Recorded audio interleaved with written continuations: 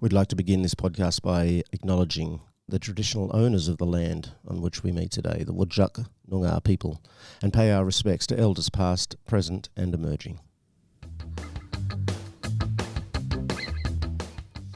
Good afternoon, Maleficent. How are you going? I'm good, thanks, Matt. How are you? I'm good. What do you think of my new nickname, Maleficent? I've been told I'm like a dragon. No, what was she? It's called Maleficent. It's also a word meaning causing destruction, sometimes by supernatural means. I think you're going to destroy the racing industry with any luck. And you are supernatural sometimes. Connection and compassion is what we do it with, not with maleficence. No. Welcome back to episode 28 of Talking Couch Potatoes. We're going back to someone we talked to all the way back in episode 5, one of my all-time favourite guests. Definitely a special one. A bit nostalgic. What's going on with you, Mel? I know that the petition has come to a close. How do we do? Do we do all right? Really good, really good. We would have loved 30,000, but hey, we were so close. That's brilliant. The biggest thing that we need now is for the standing committee to actually take a really good look at it and not rely on information that is passed to them by ministers that do not know the facts. Right.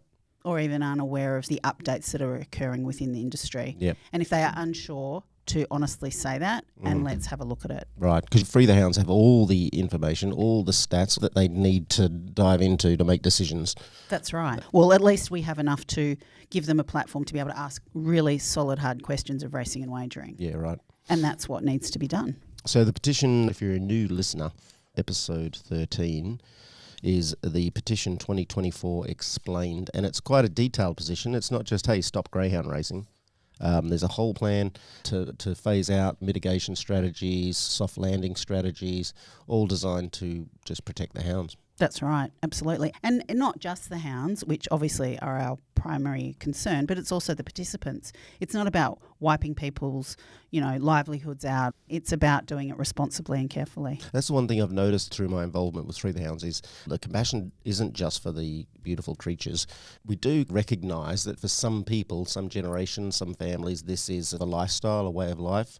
It's a bit of an anachronistic one now, but that's all taken into account, isn't it? Absolutely. Absolutely. You don't want to decimate people's livelihoods. Although, having said that, there's roughly only about 20 odd people in the state who actually... who earn their primary income from it. That's right. Most of them are hobbyists. So it's, get a different hobby.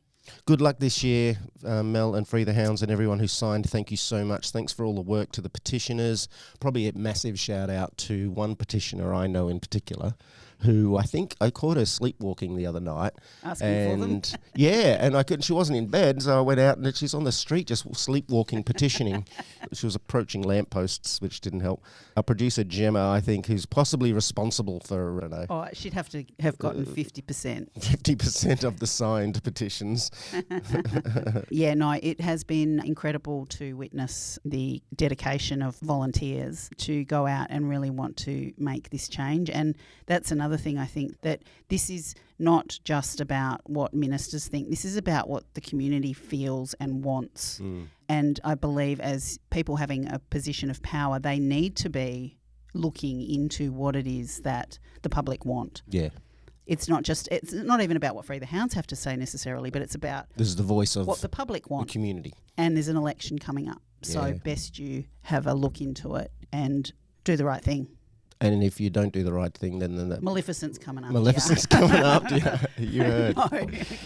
Totally. If anybody gets harmed, it was not me. Well done, Free the Hounds. Well done, Mel.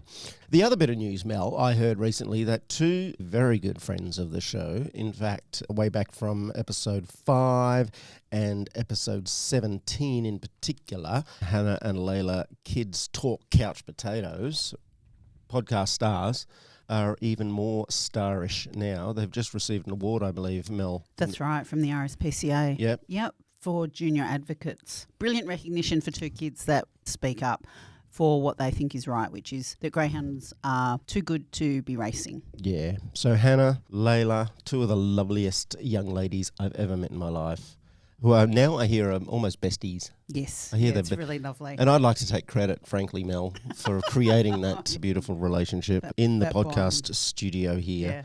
where they first met, really. So basically, I'm responsible for their friendship.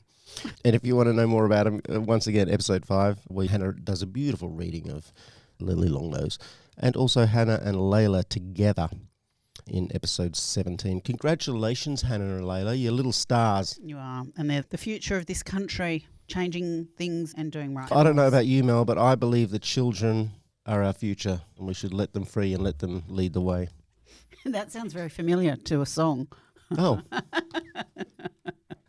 What's going on? There was one other thing. Hit me. The Estimates Committee, their report finally was tabled as well, and we were so, I guess, gobsmacked to find that they actually recommend a full inquiry into greyhound racing. Was that one of the goals, do you think, of going to the committee, of presenting? Oh, yeah, we've been wanting anybody to look at it for a very long time. Right. But I don't think we ever felt that it would actually occur. Wow. And that there's 3 political parties within that committee. Yep. That's the way that the committees are set up. But so the Greens, Liberal and Labor have all said, by looking at the short amount of information that they were given in the hearings, that yes, there needs to be a closer look. What they're saying then is that there's smoke here. Exactly. There could be fire. Yes. That's great. And as we've always maintained, we don't want it just to end. We want to make sure that if this is truly profitable and if it is worthwhile, let's do it in such a way that it is controllable. In other words, that the dogs that are coming out of this industry are cared for, there's spaces for them, and that other dog breeds aren't put in harm's way or aren't able to find homes because of the greyhounds. That sounds like a bit of an impossible goal. I like the idea that if this is going to happen, let's make it safe. But we've had some conversations with some really interesting people.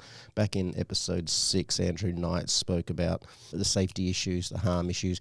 And my sense was, regardless of what you do to mitigate the harm, that forcing dogs to race, whatever kind of dogs, is going to lead inevitably to some kind of harm. Oh, 100%. And we're seeing it more and more by following particular dogs. You can almost see when their injury is going to occur with the number of races they do, the age that they are, certain trainers.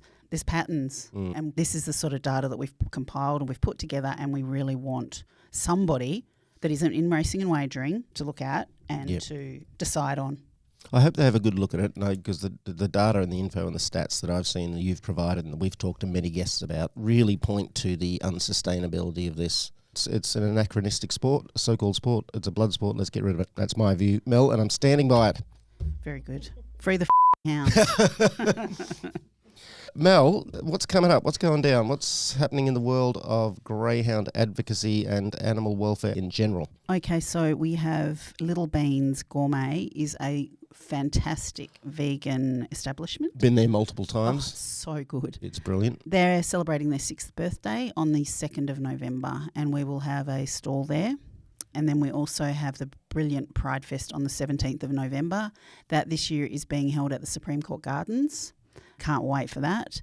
And there is actually one other thing that I forgot to mention earlier, is that the Great Global Greyhound Walk was walked. Yeah, I was going to think.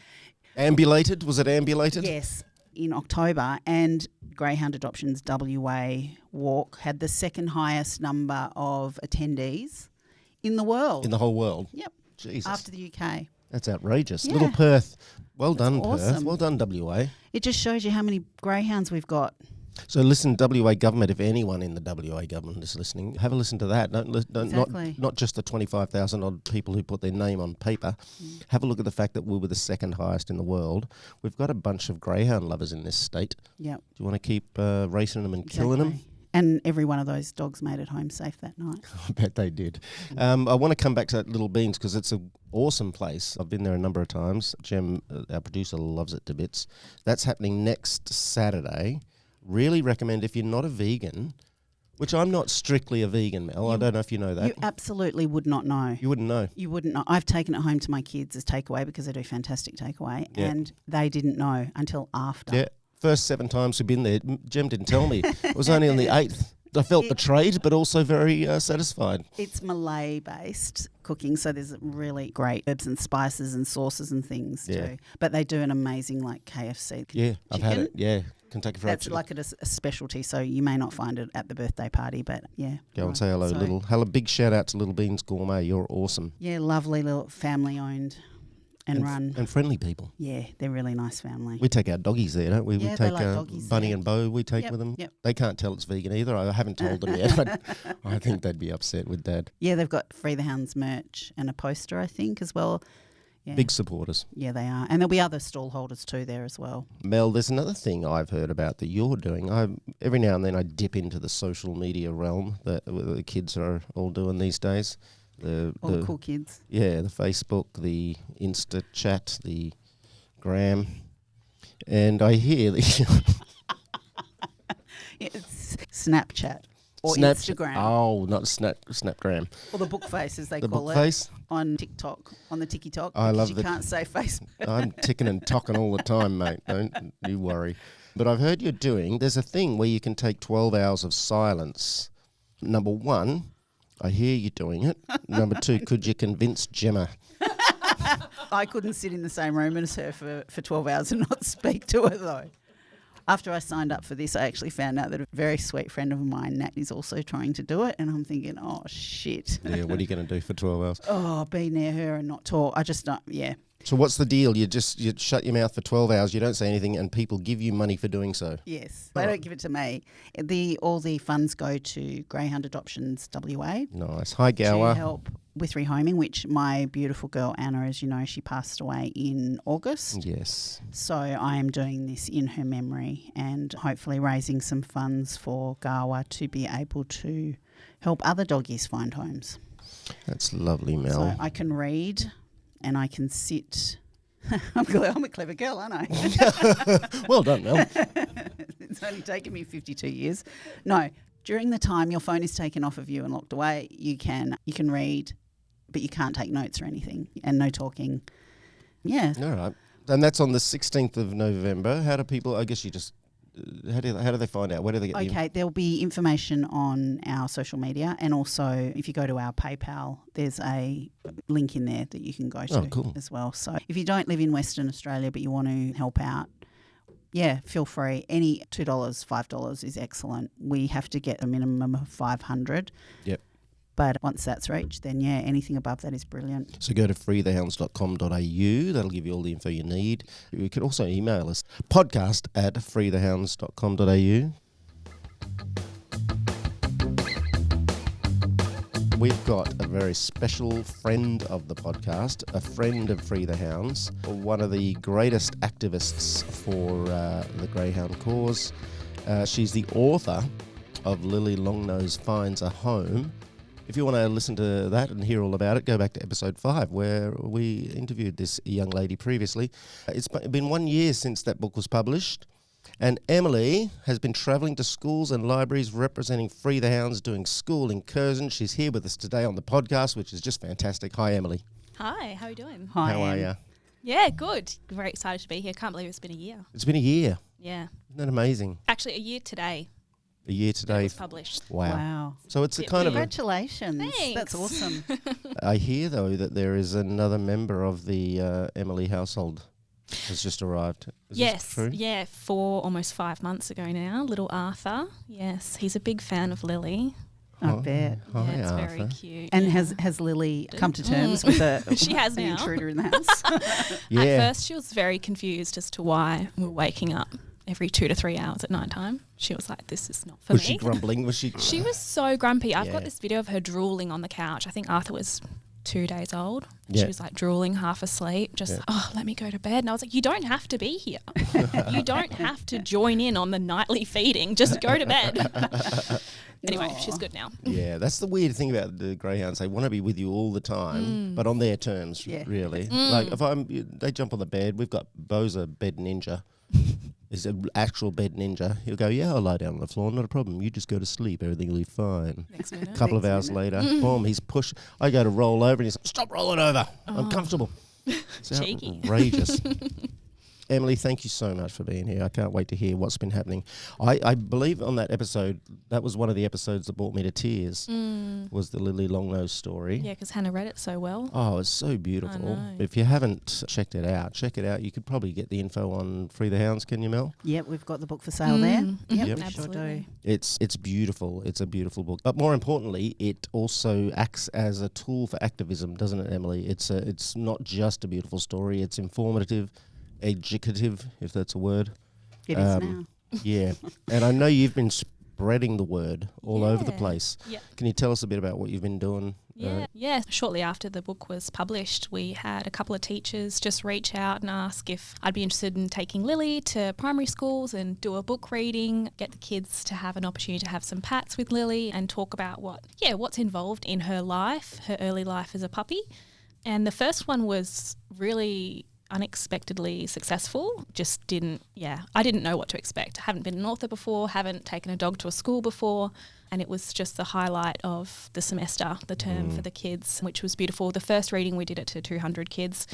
We did a reading, and because it was such a big group, we actually put the book files on the projector so that all of the kids could see the pictures and the words really well. And yeah, it just led to some really big questions from the audience, which we didn't expect. And yeah, ever since then it's taken off. We've done quite a lot of schools and we've been to quite a few public libraries as well. I've heard, yes, you've done 3 public events at libraries from what my researcher has told me. You've had 7 private readings at schools across Perth. Yeah. The big thing is you've raised over $3,500 for various... just from book sales. Yeah. Various greyhound organisations and charities and advocacy groups like Free the Hounds can order the book at cost price through us and sell it for $20, and that generally gets a profit of about $11 a book, which very quickly added up to more than $3,500 now. So if you're an advocacy group out there somewhere, or you just want to support this cause, this is a great way to do it. Yeah, and especially with Christmas coming up too. Yeah. Oh, yeah. For Christmas. Damn straight. Absolutely. What a great Christmas present. I want to talk a little bit more about, because it's very structured what you're doing, Emily, I've noticed. You're really taking into account your audience, the impact it might have on different ages. We get a little pushback now and then about indoctrination and about this and that. And actually, I don't think they understand just how thoughtful and considerate the actions you're taking are.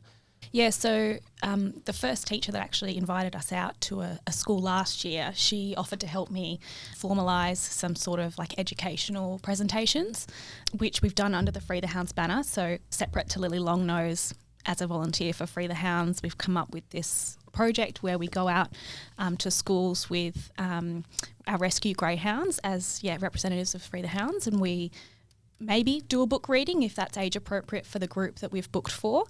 But we do a presentation about greyhound racing in WA, what advocacy is just in general, because you can advocate for all sorts of things. Yeah.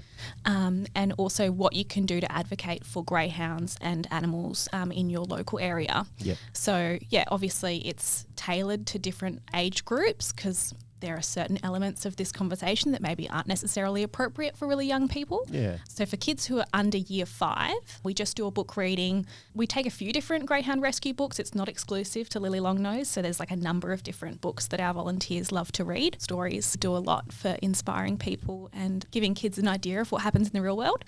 And they get cuddles and pats with the rescue greyhounds, and our volunteers share personal stories about their dogs and other dogs that they've met who've come through and survived greyhound racing in WA.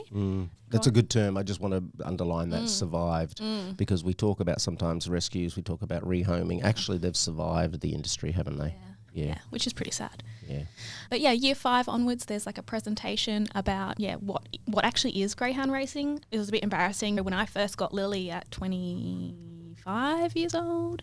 I didn't know what greyhound racing was like in WA, and I think that's a huge black spot, is people just don't realise what happens. Yep. So we go through, what happens at a greyhound race, what happens at a meet, and what their life is like outside of that, so the 23 hours a day that they're in a cage, and what sort of rights they have legally. Yeah. And how they're protected or not by the law. Which is an interesting topic as well. So if you can get your kids along to this, you'll be quite surprised, at that limited time they get out of the kennels, but also that they're differentiated from other... they're not treated like pet dogs. Yeah. Yeah, Right. yeah. And that's something that shocks a lot of students that we speak to. Yeah, I didn't know it. Yeah, definitely. And then our presentations for senior schools actually touch a little bit on gambling, and that's part of the health curriculum for senior schools. So it's really good that, all of our presentations align to the school curriculum in Western Australia in one way or another. But gambling is a really important topic that we cover because it's what holds up the greyhound racing industry, but it's also something that causes a lot of harm to humans. Yep. And people are a bit ignorant to that. Yep. 100%. The only reason, greyhound racing exists and the only reason greyhounds as a breed exist in this state is for gambling, purely. That's it. Yep. And once again, the pushback from pro racers, they make these facile arguments that we're indoctrinating kids on a political point of view. If you actually dive into this, you're presenting information and education that's all factually and statistically based. This is what really happens. Yep. So the idea that we shouldn't tell kids what really happens, but they can go to the track mill, stand around a bunch of people drinking beer and gambling and watch dogs fall over and die, seems like a big hypocrisy to me. Yeah, absolutely. So we actually did have a comment once when we promoted our school incursions on the Free the Hounds social media. We did have a comment from someone saying that, we were teaching children and students a political point of view and that we were influencing their way of thinking and all that sort of stuff. And they were obviously saying that as a negative, but I didn't respond because I'm not very good at stopping once I start. But all I could think was, we are trying to teach them and influence their thinking to be kinder human beings. But the other thing is when we go into these schools, we present facts, as you said, and what our point of view is as volunteers of Free the Hounds, but we also teach young people to go out and do their own research. Yeah. And something that I always point out is if you want to learn more, go to the RSPCA website and have a look at what their stance is, because I think that's like such a reputable organisation and young people learn to trust reputable organisations like RSPCA. And so when people say, you're teaching kids garbage, all that sort of stuff, it's like the school curriculum actually teaches about animal welfare and sustainability and environmentalism. Yep. And where does greyhound racing fit in that? Yeah. And you could also ask the question, why aren't you in there Totally.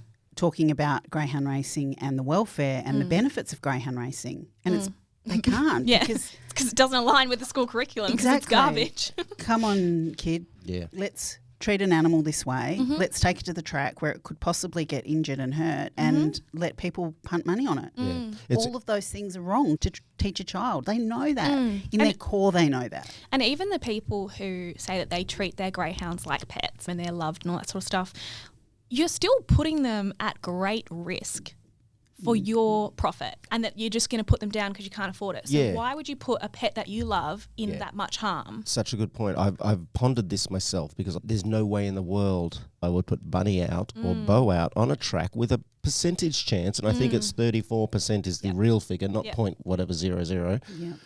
34% of those dogs will suffer some kind of injury, or I can't handle when Bunny steps on a little. There's bindies that come out in summer, and she goes, "Ow!" All the little honky nuts. Oh, jeez, my heart breaks. And the thing too that we're finding from the tracking is that every race adds an amount of probability of them suffering a catastrophic injury or a major because injury. their bodies are pushed to the limit. Absolutely. Yeah. They're already sore and strained, and then you make them do it again. Yeah. It's actually in WA right now from the 1st of January, it's actually one dog every day is either injured or killed on one of our tracks. So That's how bad it is at the moment. Once again, Mel, as you've said before, they might say they love their dogs, but their definition of what love is falls well outside of what I imagine love encompasses. It doesn't encompass putting your loved one at high risk.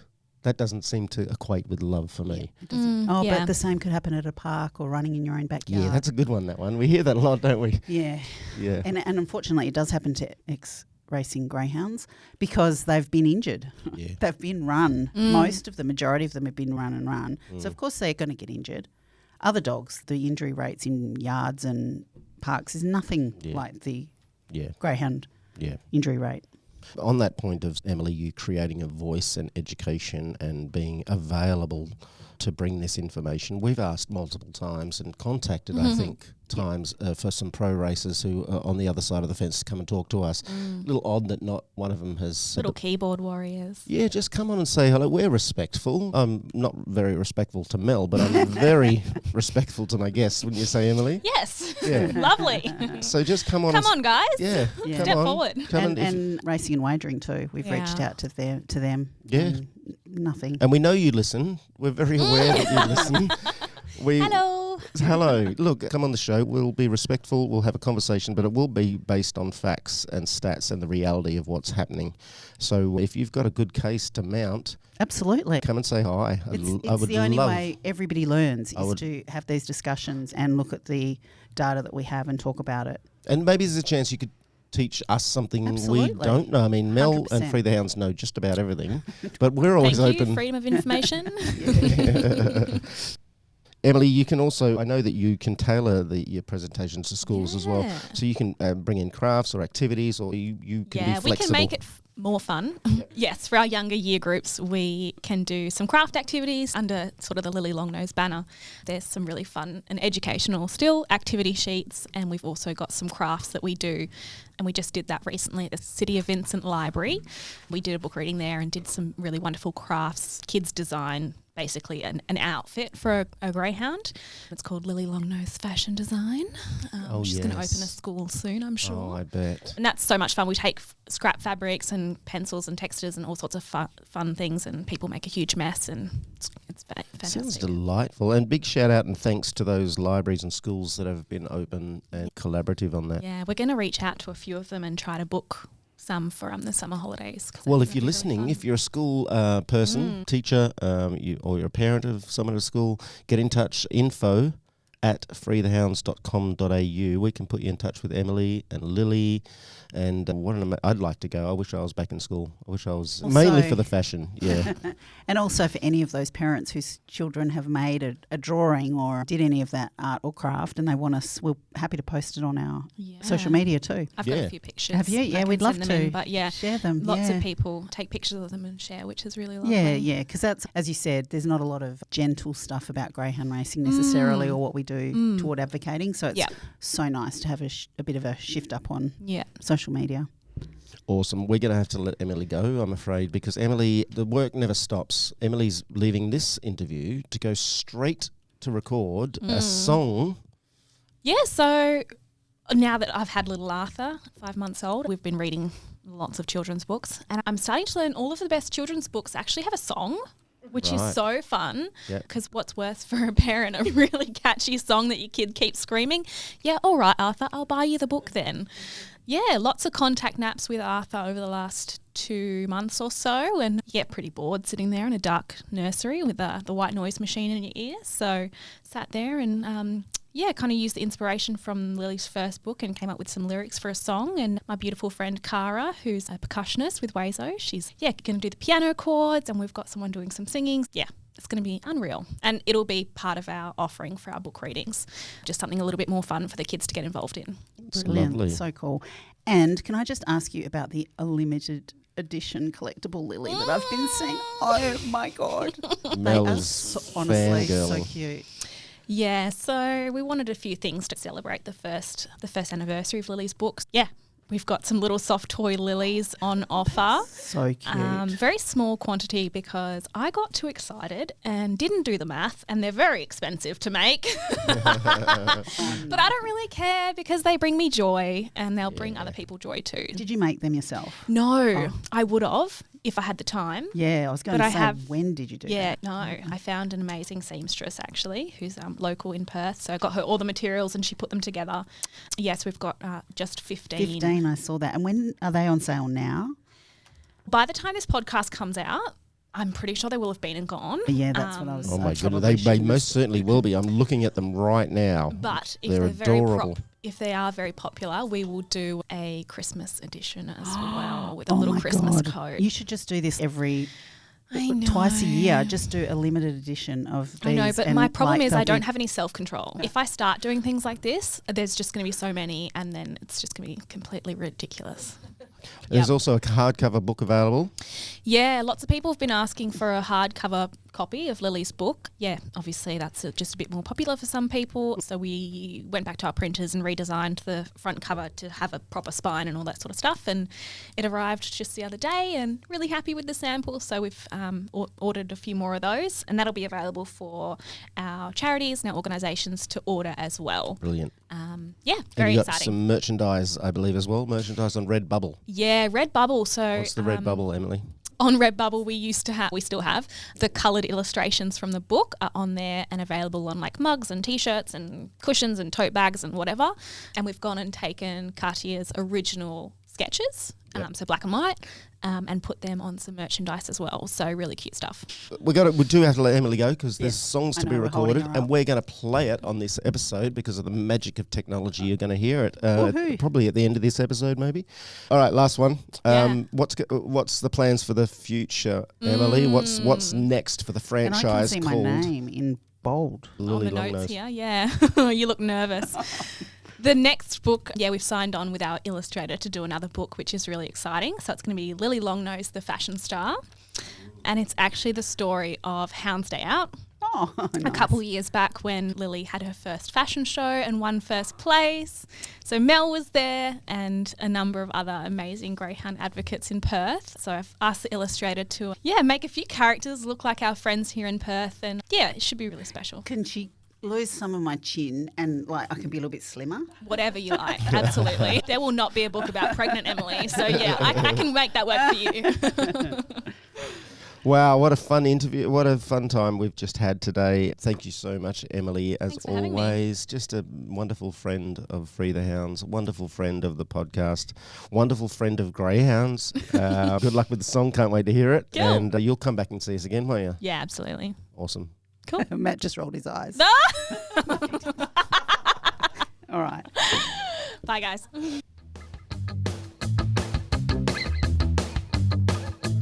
What a wonderful guest Emily is. She's one of my favourites, as I mentioned, and just delightful, a delightful human being, but also works her ass off like you do, Mel, to raise money and to progress things for the hounds. It was lovely, wasn't it, Mel? Yeah, no, she's lovely. She's a good sort. She's a good sort. Good egg. Thanks, Nice, Emily. it's fun. Can't wait to hear the song, which we won't hear until this episode goes to air. I'll look forward to listening to that. Next episode, Mel. We've got Maddie on next week, who is a part of Staffy and Bully Breed Rescue, which is Saber, or Saber, might be Saber. I'll ask her how to pronounce it. It should be an interesting chat because I don't know if she's listened to the podcast, Mel. She has. Oh, well, I've said multiple times we don't need the other breeds, haven't I? That greyhounds are the perfect dog and we can cancel the other breeds. Yeah, but we knew you were just feeling emotional. No, I love all of the creatures. So looking forward to saying g'day to Maddie from Staffy and Bully Breed Rescue next episode. Yeah, I think because they are a breed that is also given a bit of a hard time Yeah, right. because of humans. Right. So they do. Well, I can have some empathy for that. That's it for this week, though. Yeah, get along to the things we mentioned earlier in the podcast. Do your best. Get out there. Raise your voice. As Mel said, there is a investigation inquiry coming up Next year, hopefully. next year. Big news. I think things are building to a crescendo, Mel. Let's hope. Change might be imminent. If you want to be a part of that change, get involved so that we can finally release the hounds.